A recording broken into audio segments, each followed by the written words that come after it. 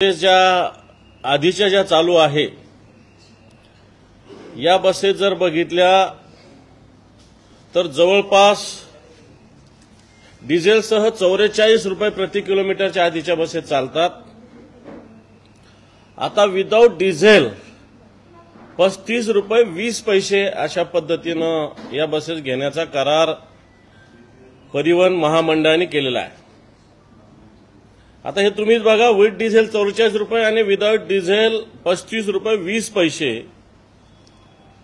जर हेच with diesel केलं तर जवळपास 57 रुपये 20 पैसे जातं।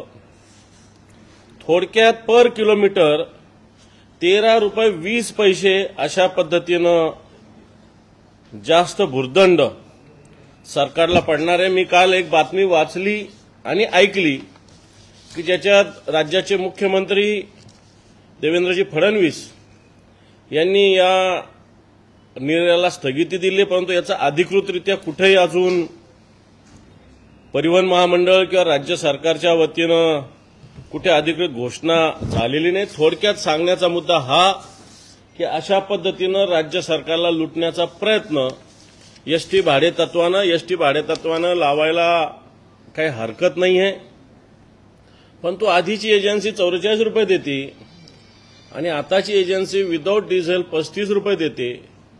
मग तर राज्य सरकारला हा 44 रुपयेवाला आवडत नाही आणि जो विदाऊट डिझेल 35 रुपयेवाला देतो हा आवडतो। याचाच अर्थ याच्यामध्ये कुठेतरी पाणी मुरलेलं आहे। जवळपास 280 कोटी रुपये पर इयर याच्यातून जास्त राज्य सरकारला द्यावे लागणार। 10 वर्षाचा अग्रीमेंट आहे, म्हणजे 2800 कोटी रुपयाचा भुर्दंड शासनाला याच्यामध्ये पडणार आहे।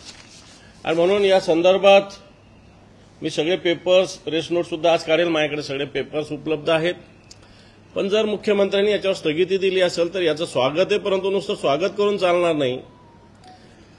तर जसं जुनं अग्रीमेंट आहे त्याच दराने, नाही तर पुन्हा यांनी स्थगिती द्यायची आणि याच्यापेक्षा जास्त दराने द्यायचं, असंही कधी कधी झालेलं आहे मागच्या काळामध्ये की स्थगिती दिली, चांगला निर्णय, ओके, पण मागच्या काळात असं झालेलं आहे की पुन्हा एकदा याच्यापेक्षा जास्त, जसं आता याला 35 रुपये 20 पैसे, तर एखाद्या वेळेस याच्यापेक्षा 40 रुपये 42 रुपये असा दर जास्त येऊ नये। एक तर 44 रुपयांनी झालं पाहिजे, आणि जर 44 रुपयांनी येत नसेल तर मला वाटतं डिझेल वगैरे या सगळ्या विषयाचा एकत्रित कॅल्क्युलेशन केलं पाहिजे। हा जो 2800 कोटी रुपयाचा राज्य सरकारवर भुर्दंड पडणार आहे हा सरकारने थांबविला पाहिजे। निश्चित आताची जी एजन्सी आहे, मी एजन्सी कोण आहे मला याच्याशी काही घेणं देणं नाही, परंतु दर या विषयाशी निश्चित विरोधी पक्ष म्हणून आम्ही देणं घेणं ठेवू। राज्याची तिजोरी आताच्या घडीला खडखडाट असताना अशा पद्धतीनं राज्याच्या पैशाचा उधळपट्टी ही होऊ नये, आणि त्यातल्या त्यात बाहेरच्या एजन्सी गुजरात, दिल्ली आणि तामिळनाडू, वाटतं हा विषय मांडण्यासाठी मी मुद्दा म्हणून आपल्याला बोलवलेलं होतं। दुसरी गोष्ट, वाल्मिक कराड यांना परवा ते स्वतः सरेंडर झाले। याच्यातल्या काही गोष्टी बारकाईने जर बघितल्या तर त्या दिवशी केजच्या न्यायालयामध्ये एक सरकारी वकील देशपांडे यांनी हा खटला याच्यामध्ये उभं राहायला नकार दिला। हा कोणत्या कारणाने नकार दिला याची सुद्धा चौकशी झाली पाहिजे। भीतीमुळे दिला की काही तत्वनिष्ठ वकील आहेत देशपांडे साहेब, त्याच्यामुळे त्यांना या खटल्यात उतरावं वाटलं नाही, परंतु ते गव्हर्नमेंट प्लीडर आहे त्याच्यामुळे त्यांनी उतरायला पाहिजे होतं। परंतु याची खातरजमा केली पाहिजे सरकारने की या सगळ्या याच्यात यांनी नकार का दिला। दुसरी गोष्ट, एसआयटी 2 लागलेल्या आहेत, याच्यातले अधिकारी मेजॉरिटीनं बीडचे आहेत। केजच्या कोर्टात ज्या केजचं पोलीस स्टेशन यांच्यावर गुन्हा दाखल करायला तयार नव्हतं, जे पोलीस स्टेशन यांच्या इशाऱ्यावर नसतं, वाटतं त्या ठिकाणचे लोक, त्या ठिकाणची सीआयडी, त्या ठिकाणची एसआयटी, जर अधिकाऱ्यांचं नाव मी आज बघितलं, वाचलं सगळं, तर याच्यामध्ये मेजॉरिटीनं लोक बीडचे। माझं याच्यातलं स्पष्ट मत असं आहे की याच्यामध्ये राज्याचा एखादा वरिष्ठ अधिकारी याच्यामध्ये असला पाहिजे, एक स्वतंत्र टीम राज्याची त्याच्यामध्ये असली पाहिजे, आणि हा खटला केजच्या ऐवजी बीड जिल्हा सोडून मग संभाजीनगर असेल, पुणे असेल, नगर असेल, इतरत्र चालवला पाहिजे। कारण ज्या ठिकाणचे पोलीसच आरोपीबरोबर बसतात उठतात, ज्या ठिकाणचे पोलीस तपास करायला तयार नाही आणि अशाच पोलिसांकडे पुन्हा एकदा तपास दिला तर मला वाटतं हे सगळं काही स्टोरी रायटिंग व्यवस्थित केलेली आहे, एका फ्रेममध्ये बसवलेली आहे, काही दिवस जाऊ द्यायचं, नंतर काही दिवसानं पुन्हा एकदा आरोपीला बाहेर काढायचं, अशा प्रकारची स्टोरी तयार केलेली काय, अशा प्रकारची शंका सुद्धा ओव्हरऑल सगळ्या आरोपीच्या बॉडी लँग्वेजवरून लक्षात येते. अजूनही मोबाईल जप्त केला, या मोबाईलमध्ये काय काय आहे, कोणाकोणाचे फोन आले, कोणाकोणाचं सीडीआर रेकॉर्ड अजूनही पोलिसांनी सीआयडीनं जाहीर केलं नाही. मला वाटतं हे जाहीर करायला पाहिजे. कोणी म्हणेल मी या खटल्यामध्ये नाही, मी याच्यामध्ये नाहीये, परंतु प्रत्यक्ष अप्रत्यक्ष पाठिंबा सपोर्ट असणारा, सहभागी असणारा सुद्धा या खटल्याचा आरोपी होऊ शकतो, नव्हे तो झालाच पाहिजे. आणि म्हणून या सगळ्या आरोपींचे मोबाईल जप्त झाले, याच्यामधले व्हिडिओज काय आहे, यांना कोणाकोणाचे फोन आले, कारण 3 तासाचा काळ मधला आहे, या 3 तासाच्या काळामध्ये काय काय झालं हे सगळ्यात महत्वाचं आहे. हे लवकरात लवकर बाहेर येण्याची सुद्धा आवश्यकता आहे. म्हणजे याच्यातला सगळ्यात महत्वाचं, या सगळ्या एसआयटीच्या टीम आहे, याच्यामध्ये महाराष्ट्रातले तरबेज अधिकारी याच्यात नियुक्त केले पाहिजे आणि हा खटला बीड जिल्ह्याच्या बाहेर चालला पाहिजे. आणि देशपांडे जे तिथले गव्हर्नमेंट लीडर आहे त्यांनी खटला चालवण्यास का नकार दिला याची सुद्धा माहिती घेतली पाहिजे. अशा प्रकारची सुद्धा मागणी मी राज्य सरकारला करेन.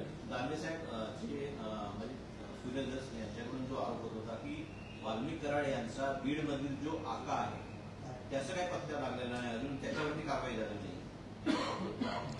हे पहा, सुरेश धसांचा इशारा कोणाकडे सुस्पष्टपणे, कारण वाल्मिक कराड हे धनंजय मुंडेंचे जवळचे आहेत आणि स्पष्टपणे मला आका पाका मी काही म्हणत नाही की धनंजय मुंडे आणि वाल्मिक कराड यांची जवळीक आहे, हेच त्यांना म्हणायचं आहे.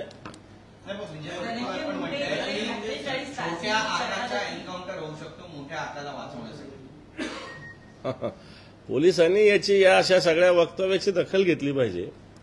कारण मला तरी ही लुटूपुटूची लढाई वाटू लागलेली अटकेनंतर स्वतःहून 14 दिवस. आणि तुम्हाला चांगलं आठवत असेल, आपल्यातले बरेच जण नागपूरला होते. मी अधिवेशनात वाल्मिक कराड नागपूरजवळ एका फार्म हाऊसवर आहे असा आरोप केला होता आणि सगळ्या तपासात आता बाहेर येतं की वाल्मिक कराड अधिवेशन काळात तिथं होते. म्हणजे माझा आरोप सत्य होता एक. पण आणखी सांगतो की आतापर्यंत मला कधीही एकाही पोलीस अधिकाऱ्याचा फोन नाही आला की तुम्ही हा आरोप केला होता, कोणत्या आधारावर केला होता, काय आधारावर केला होता. मला वाटतं ही पोलीस यंत्रणा आपली. याचाच अर्थ जर पोलिसांना शोधायचं असतं तर त्याच वेळेस, त्याच दिवशी, त्या क्षणाला, कारण बऱ्याच वेळेस राज्य सरकार अशा पद्धतीनं सभागृहात बोलल्यानंतर ताबडतोब याच्यासाठी पावलं उचलत असतं.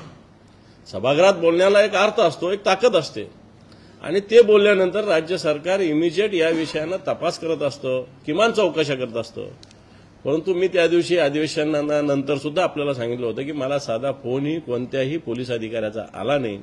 परंतु आता तपासातून हे स्पष्ट होतंय की वाल्मिक कराड नागपूरमध्ये होते. हे पहा, आता कोणाला भेटण्यासाठी आले होते, मला जी माहिती आहे की तुम्ही ज्यांचं नाव घेतोय 3 दिवस अधिवेशनाला आलेच नाही. कुठं होते हाही प्रश्न केला पाहिजे ना, तुम्ही तपासलं पाहिजे पत्रकारांनी. ज्या पद्धतीनं ही शरणागती झाल्यापासून धनंजय मुंडे कुठे दिसलेले नाहीये, त्याचबरोबर त्यांची कुठली प्रतिक्रिया आलेली आहे. एकीकडे ते प्रतिक्रिया देतात की तू माझ्या जवळच आहे आणि दुसरीकडे शरणागती झाल्यापासून धनंजय मुंडे गायब आहे. याच्याकडे तुम्ही कसं पाहता? आणि मुळात आपण एक जबाबदार मंत्री आता झालेला आहात, असं असताना इतक्या मोठ्या प्रकरणात वारंवार तुमचं नाव येत असताना कुठल्याही पद्धतीची प्रतिक्रिया न देणं हे कितपत योग्य वाटतं? नाही, हे तर चुकीचं आहे. जर माझ्याजवळच्या एखाद्या कार्यकर्त्याने काही गुन्हा केला आणि मी जर त्याच्यातला माझा कुठे रोल नसेल तर मी सुस्पष्टपणे येऊन सांगितलं पाहिजे. एखाद्या कार्यकर्त्याकडून जवळचा गुन्हा होतो त्याच्याविषयी मी नाही म्हणणार नाही, परंतु त्याच्याविषयी सुस्पष्टपणे भूमिका आपली मांडली पाहिजे. परंतु जे मागच्या 5 वर्षातलं 10 वर्षातलं बीडमधील वाल्मिक कराड आणि धनंजय मुंडे एकाच नाण्याच्या 2 बाजू आहे. म्हणजे कित्येक वेळेस पोलीस अधिकाऱ्यांना, कलेक्टरांना आदेश वाल्मिक कराड देत होते, धनंजय मुंडे देत नव्हते, अशा प्रकारची स्थिती आहे. आणि वाल्मिक कराडांचा आदेश म्हणजे धनंजय मुंडेंचा आदेश, अशा पद्धतीनं बीड जिल्ह्यामध्ये एक जनरली समज आहे. नव्हे तसंच होत आलेलं आहे आतापर्यंत, नव्हे त्यांच्या खात्यामध्ये सुद्धा असं होत आलेलं आहे आतापर्यंत. मग ते जवळचे आहेच त्यांच्या. विजय वडेट्टीवारांनी आणखी एक आरोप केला. ते म्हणतात की आता धनंजय मुंडे यांची मंत्रिपदातून अकालपट्टी करण्यात येईल आणि त्यांच्या जागी छगन भुजबळ यांची वर्णी लावण्याची शक्यता शक्यता आहे, कसं पाहता येईल? मला माहिती नाही, मला अंतर्गत काही माहिती नाही, परंतु अशा पद्धतीनं आरोप असल्यावर त्या मंत्र्यांनी त्या पदावर राहता कामा नये असं मला वाटतं. बाकी जी वडट्टीवारांकडे माहिती, याची माहिती काही मला नाहीये. सरकार सुद्धा त्यांच्याकडे अशी कुठल्याही पद्धतीची मागणी करत नाही, त्यांच्या पक्षाचे प्रमुख अशा पद्धतीची कुठलीही मागणी करत नाहीये. हे कुठेतरी बेजबाबदारपणा वाटत नाही का आपल्याला? सरकारने सुद्धा धनंजय मुंडे यांच्या राजीनाम्याची मागणी करायला नको? सरकार या सगळ्या याच्यात आरोपींना वाचवत होतं सुस्पष्टपणे. मी नेहमी सांगितलं की महाराष्ट्र पोलीस ही अतिशय सक्षम यंत्रणा आहे. महाराष्ट्र पोलिसांना आपण दोष देऊ शकत नाही, एवढी ताकद, सक्षमता आपल्या पोलिसांमध्ये आहे. या पोलिसांनी ठरवलं तर स्वर्गातून आणि भूलोकातूनही ते आरोपीला शोधून आणू शकतात, एवढी ताकद आपल्या पोलिसांची आहे. परंतु ज्या अर्थी त्यांनी एवढ्या दिवस त्यांना शोधलं नाही, याचा अर्थ कुठेतरी याच्यामध्ये राजकीय एक हस्तक्षेप होता. पोलिसांच्या कामात राजकीय हस्तक्षेप झाल्यावरच असं होऊ शकतं, नाही तर आपल्या पोलिसांना वाटतं कोणत्याही गुन्हेगारापर्यंत आणि गुन्ह्यापर्यंत पोहोचवायला थांबवणारी ताकद तरी या हिंदुस्थानात तरी नाहीये. एवढी सक्षम आपली पोलीस आहे. परंतु ज्यावेळेस राजकीय वरद हस्त असतो त्याच वेळा या पोलिसांचं काय होतं हे आपण बघितलेलं आहे.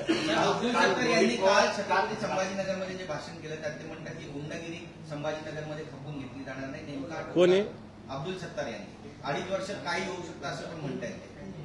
अब्दुल सत्तार म्हणतात त्यांचा रोग नेमका कुणाकडे आता ते बघितलं. तुम्हाला तो वक्त है, हमारा तो दौर आएगा अशी शेरोशाही पण त्यांनी केली आहे. हे बा, अब्दुल सत्तार यांना मंत्रिपद मिळालेलं नाही आणि म्हणून या भावनेतून, या भूमिकेतून ते बोलत असतील. परंतु त्यांना मंत्रिपद मिळणं न मिळणं त्यांच्या पक्षाचा अंतर्गत प्रश्न आहे असं मी समजतो. त्यामुळे उनका वक्त आएगा की दौर आएगा याच्याशी मला काही माहिती नाही. तुमचे एक मित्रपक्ष म्हणजे अजित पवार यांच्या मातोश्रीने काल विठुरायाला साकडं घातलेले की दोन्ही पवार एकत्रित असं जर झालं, दुसरीकडे प्रफुल्ल पटेल सुद्धा म्हणतात की शरद पवार हे आमचं दैवत आहे, असं जर झालं तर महाविकास आघाडीला एक मोठा फटका नाही का बसणार? आमचे मित्रपक्ष कोण? शरद पवार. हा, तुम्ही अजित पवार म्हटले. अजित पवार यांच्या मातोश्रींनी असं म्हटलंय की विठुरायाला हे पवार एकत्रित आहे. त्या मातोश्री आहेत, मातोश्रींच्या एक भावना वेगळ्या असतात, त्यांना राजकारणाशी काही देणं घेणं नसतं. एक कुटुंब म्हणून कोणत्याही आईची ही भूमिका असते, मला वाटतं ती त्यांनी व्यक्त केली असावी. त्याच्यामुळं त्याच्यात आम्ही राजकारण पाहावं किंवा टाकावं असं मला वाटत नाही. रोहित पवारांनी एक ट्विट केलेलं आहे की पोलीस स्टेशनमध्ये पलंग, गाद्या, उशा कशासाठी आणल्या? कोणत्या पोलीस स्टेशनमध्ये?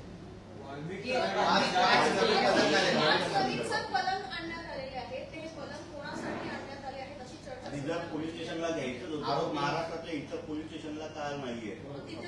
आरोपींना सोयी सुविधा देण्यासाठी केलंय. हे पहा, मी तुम्हाला सांगितलं हे सगळं बिलकुल फिक्सिंग ज्याला म्हणता येत असं एकंदर चित्र बॉडी लँग्वेजवरून सगळं क्लिअर दिसतंय. तू मारल्यासारखं कर, मी रडल्यासारखं कर. मग वाल्मिक कराड यांना सोडणाऱ्या गाड्या कोणाच्या होत्या? त्या मागच्या आठवड्याभरात कोणाच्या ताफ्यात होत्या? ते व्यक्ती कोण? ते कुठं लपले होते? गाड्या कोणत्या कोणत्या ते वापरत होते? मला वाटतं सुस्पष्टपणे समोर आलेलं आहे. आणि म्हणून या गाड्या, आता मी बोलत नाही, काही मोठ्या नेत्यांच्या ताफ्यात होत्या 8 दिवस आधी. आता ते तुम्ही तपासा. पुण्यातच मोठ्या नेत्यांच्या ताफ्यात होत्या. तीच गाडी वाल्मिक कराडांना येऊन सीआयडीच्या ऑफिसमध्ये सोडते. तर मला असं वाटतं आता आपण शोधपत्रकारिता करावी.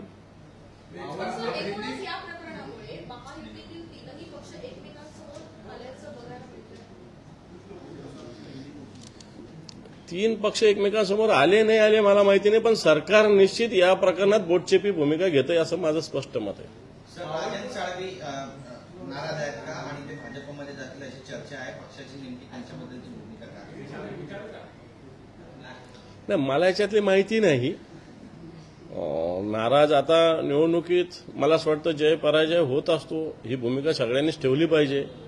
प्रत्येक वेळेस आपण जिंकूच अशातला काही भाग नाही, एखाद्या वेळेस हारणं सुद्धा होत असतं. जय पराजय एकाच नाण्याच्या 2 बाजू, मला वाटतं तशा पद्धतीनं सगळ्यांनी घेतल्या पाहिजे. आणि येणाऱ्या काळात जय मिळवण्यासाठी कामाला लागलं पाहिजे, असं माझं एक शिवसैनिक म्हणून स्पष्ट भूमिका आहे आणि मला असंच वाटतं. पक्षाचे 9 नगरसेवक पुण्यातले हे आज भाजपमध्ये प्रवेश करतात, हा एक मोठा फटका नाहीये का?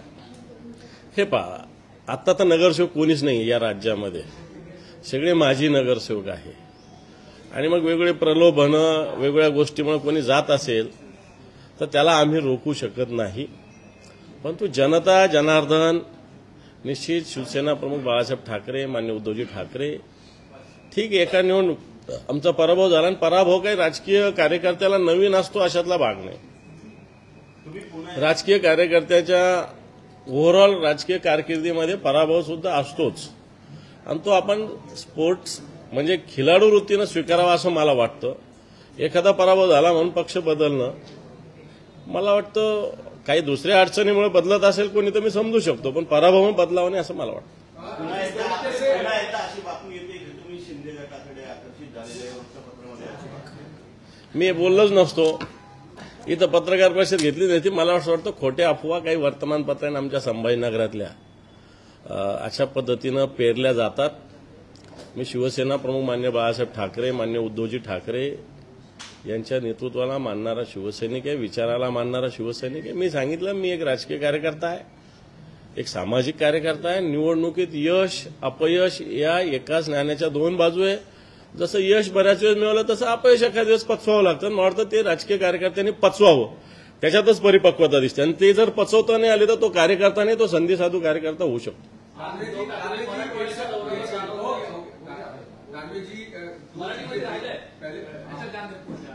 उद्धवजी आज मराठवाड्याच्या दौऱ्यावर जाणार होते, बीड आणि परभणीमध्ये ते भेटी देणार होते अशी माहिती होती. कधी होणार हा दौरा? नाही, हे रद्द वगैरे झाला आणि ठरलाही नव्हता, चर्चा होती. हे वाल्मिक कराड वगैरे या सगळ्या आरोपींना लवकर पकडवा. मला असं वाटतं शिवसेना म्हणून मी स्वतः जाऊन आलेलो आहे, तिथे परभणीला जाऊन आलेलो आहे, बीडला जाऊन आलेलो आहे. आमचे शिवसैनिक दोन्ही ठिकाणी आहे. परभणीला आमचे खासदार आहेत, आमचे आमदार आहेत संजयजी जाधव, राहुलजी पाटील. बीडला आमचे जिल्हा प्रमुख त्या ठिकाणी आहेत. त्यामुळे शिवसेना म्हणून आम्ही तिथं सातत्याने या विषयात आवाज उठवत आहोत.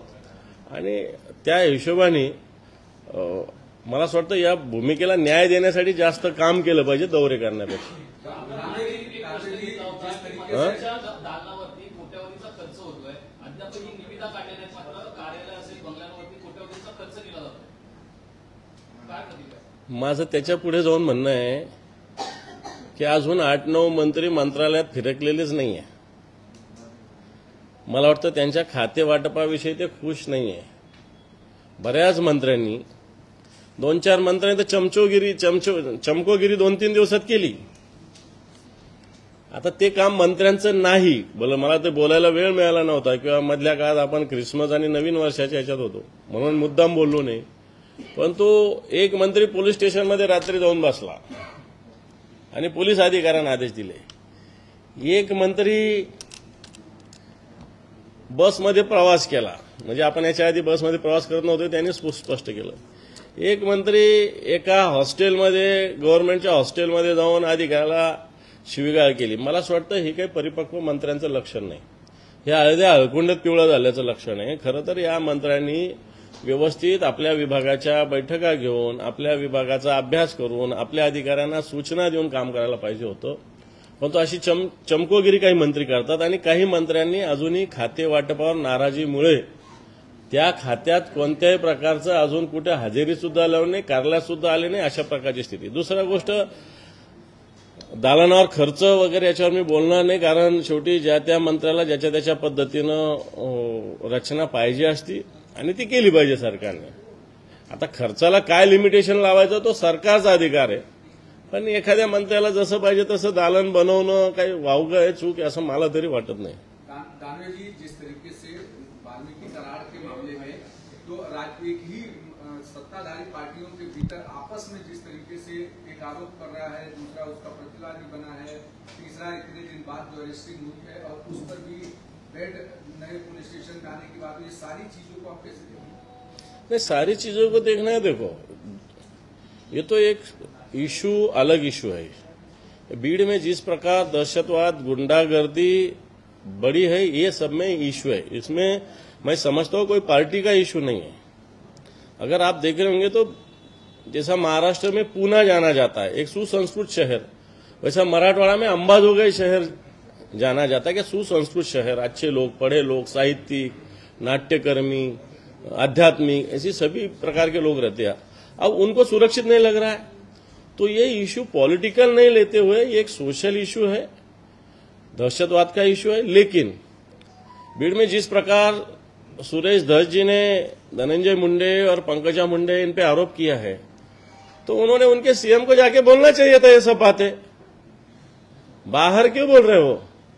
वो तो भारतीय जनता पार्टी के नेता है, इसमें उनके वहां का लोकल पॉलिटिक्स छुपा है, ऐसा मेरा कहना है कि जिस प्रकार सुरेश धस को विधानसभा में कुछ जगह विरोध किया गया ऐसा उनको लगता है, और जो विरोध हुआ उसको ये मुंडे जिम्मेदार है ऐसा वो मानते हैं, इसलिए वो पर्सनल आरोप उन पे कर रहे हैं। अभी हम समझते हैं कि वो भी सत्ताधारी पार्टी के मेंबर है, ये भी सत्ताधारी पार्टी के मेंबर है, तो उन्होंने तो सीएम के पास जाके सब कार्रवाई करने को बोलना चाहिए ना। वो नहीं कर रहे हैं, वो सीएम को अच्छा बोल रहे हैं, और 21 दिन आरोपी नहीं पकड़े जाते तो सीएम अच्छे कैसे हो सकते हैं?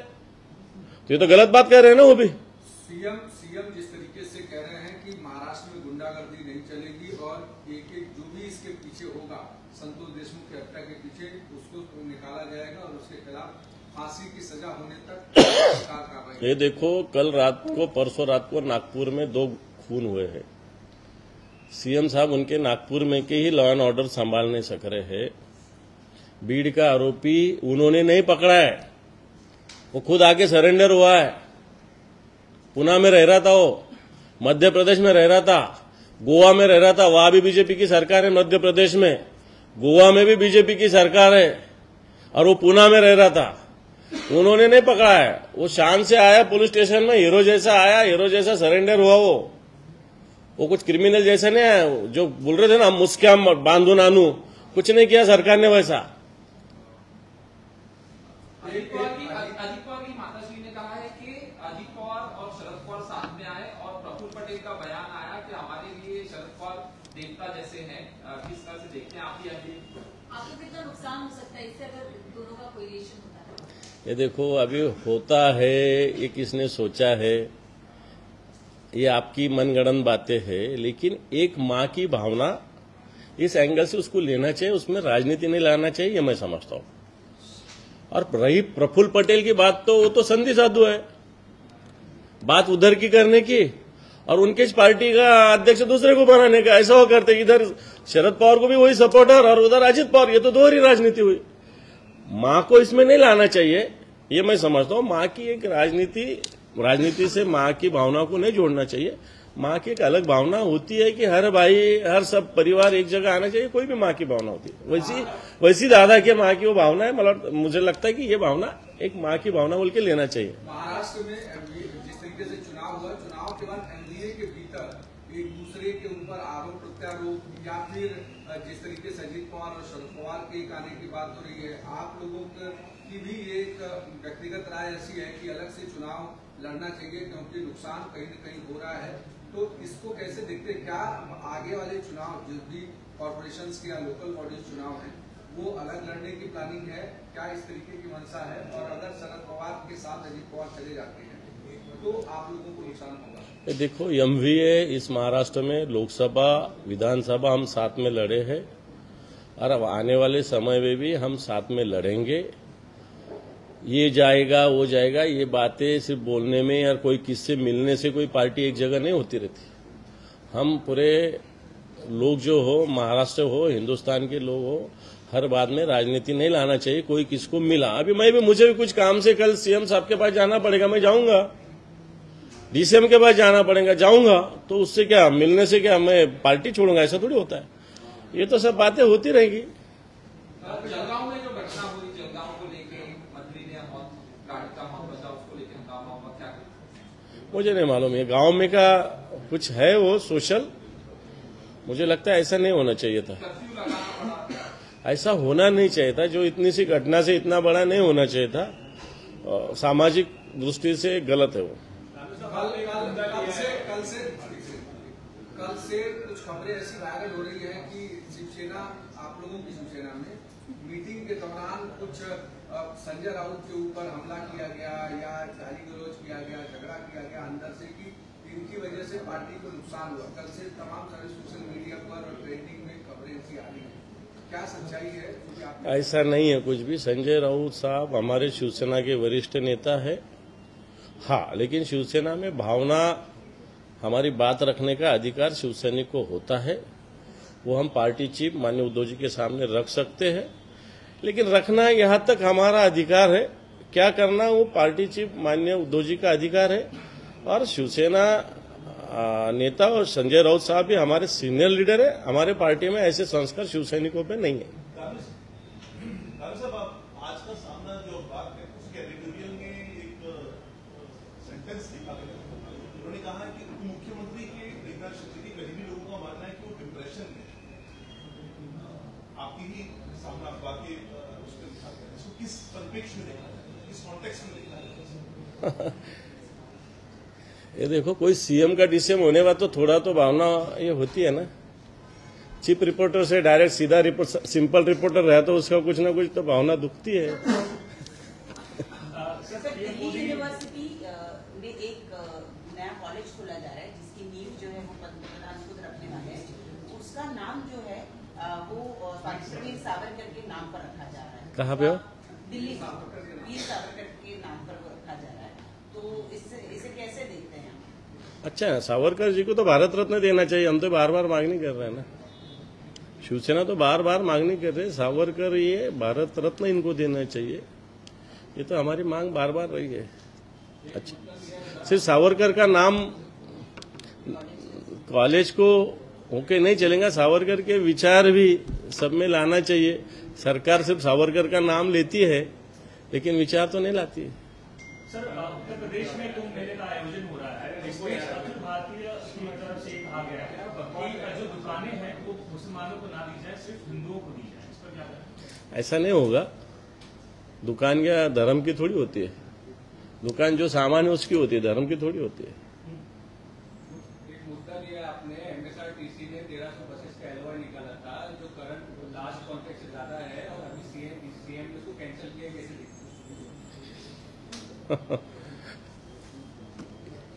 मैंने बताया ना अभी सब, उसके लिए तो प्रेस रखी थी मैंने। ये देखो, वो जो एमएसआरटीसी है, एमएसआरटीसी उनकी जो प्राइवेट बस चलती थी, अभी नए प्राइवेट बस 1310 देने का जो एग्रीमेंट होने जा रहा था, इसका रेट था विदाउट डीजल 35 रुपये 20 पैसे, और उसके पहले जो बस चलती है उसका रेट है 44 रुपये 38 पैसे जो विथ डीजल है। तो हमारा मानना ऐसा है कि इसमें कम से कम 15 रुपये 70 पैसे ज्यादा नए एग्रीमेंट में हम दे रहे हैं। 10 साल का एग्रीमेंट है, हर साल 280 करोड़ का इसमें भ्रष्टाचार होगा। 10 साल में 2800 करोड़ रुपए स्टेट के इसमें नुकसान होगा। इसलिए जो पहला रेट है उसमें थोड़ा बहुत बढ़ा, आधा, 50 एक पैसा 1000 रुपए तो हम समझ सकते हैं, लेकिन 15 रुपये 70 पैसे बढ़ाना 1310 बस में, ये भ्रष्टाचार का एग्रीमेंट हो रहा था। सीएम साहब ने शायद इसको स्टे दिया है, नहीं दिया तो वो देना चाहिए। ये भूमिका हमारी रहेगी, क्योंकि इससे 2800 रुपए सरकार नुकसान में जाएगी।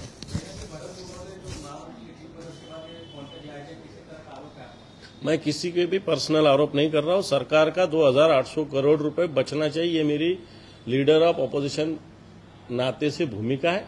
मैं कोई व्यक्ति पे टिका नहीं कर रहा हूं। मैं ये कह रहा हूं कि इससे राज्य के 2800 करोड रुपए बचना चाहिए। सर, मराठीत सांगा की दिल्लीतल्या एका कॉलेजला सावरकरांचं नाव दिलं जात आहे. आपल्याला कशाचं कॉलेज बनते? नाही, दिल्ली विद्यापीठाच्या वतीनं नाही, काही हरकत नाही ना. स्वातंत्र्यवीर विनायक दामोदर सावरकरांचं नाव एखाद्या महाविद्यालयात देणं काही चुकीचं आहे असं मला वाटत नाही. स्वातंत्र्यवीर विनायक दामोदर सावरकरांना भारतरत्न द्यावा ही भूमिका आम्ही तरी मांडलेली आहे, वारंवार आम्ही मांडलेली आहे. परंतु सावरकरांचा विचार, सावरकरांचा विज्ञानवादी विचार, साहित्यिक विचार, देशभक्तीचा विचार, आज पंतप्रधान, मी काय पंतप्रधानावर टीका करणं योग्य नाही होणार माझ्याकडून, परंतु मला असं वाटतं सावरकरांच्या नावाने फक्त महाविद्यालय होऊ नये, तर सावरकरांच्या विचाराचं सुद्धा अंमलबजावणी सरकारने करावी. कारण सावरकर उदारमतवादी होते, विज्ञानवादी होते. आणि आताचं सरकार हे मला वाटतं अजूनही पुण्या जुन्या काळात जायच्या परिस्थितीमध्ये आहे. जसं आता कोणतरी सांगितलं की दुकान मुसलमानाला देऊ नये, हिंदूला द्यावं, हे काय विचार आहे का? सावरकरांच्या विज्ञानवादी विचाराचा विचार करा. सावरकर काय काय बोलत होते, सगळ्या विषयात काय काय त्यांनी विचार केलेला आहे.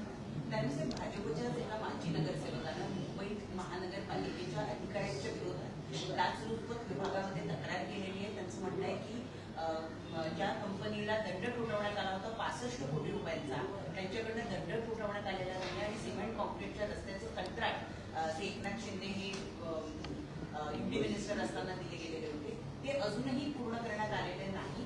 6 महिने होऊन गेले, दुसराच कंत्राटदार आले, त्यानेही काम केलं. हे पहा, हे मान्य आदित्यजी ठाकरे साहेब शिवसेना नेते यांनी वारंवार सांगितलेलं आहे. रस्ते, मुंबईतील रस्ते याचं जे सिमेंटीकरण करण्यात येणार होतं, हे ज्यावेळेस 3 वर्षापूर्वी सांगितलं की 6 महिन्यात काम होईल, आज 3 वर्ष झाले, 25% सुद्धा काम पूर्ण नाही. ही एजन्सी बदल, ती एजन्सी बदल, नवीन कॉन्ट्रॅक्ट दे, याच्यामध्ये सरकार या गुत्तेदारीमध्ये, कॉन्ट्रॅक्टच्या राजकारणामध्ये आणि टक्केवारीमध्ये अडकलेलं आहे. आणि त्याच्यात जर एखाद्या भारतीय जनता पार्टीच्या जागरूक नगरसेवकांनी तक्रार केली असेल तर त्यात काही वावगं मानायचं काही कारण नाही. अनेक भारतीय जनता पार्टीच्या नगरसेवकांच्या अशा तक्रारी आहेत. परंतु ही अँटी करप्शन ब्युरोला तक्रार केलेली आहे, लाचलुचपत प्रतिबंधक विभागाला तक्रार केलेली आहे. चौकशी करावी लाचलुचपत प्रतिबंधक विभागाने. आता ज्यांनी तक्रार केली त्यांनी गृहमंत्र्याला भेटून लवकर चौकशी करायला सांगावं, एवढंच माझं म्हणणं आहे त्याला. चला, थँक्यू.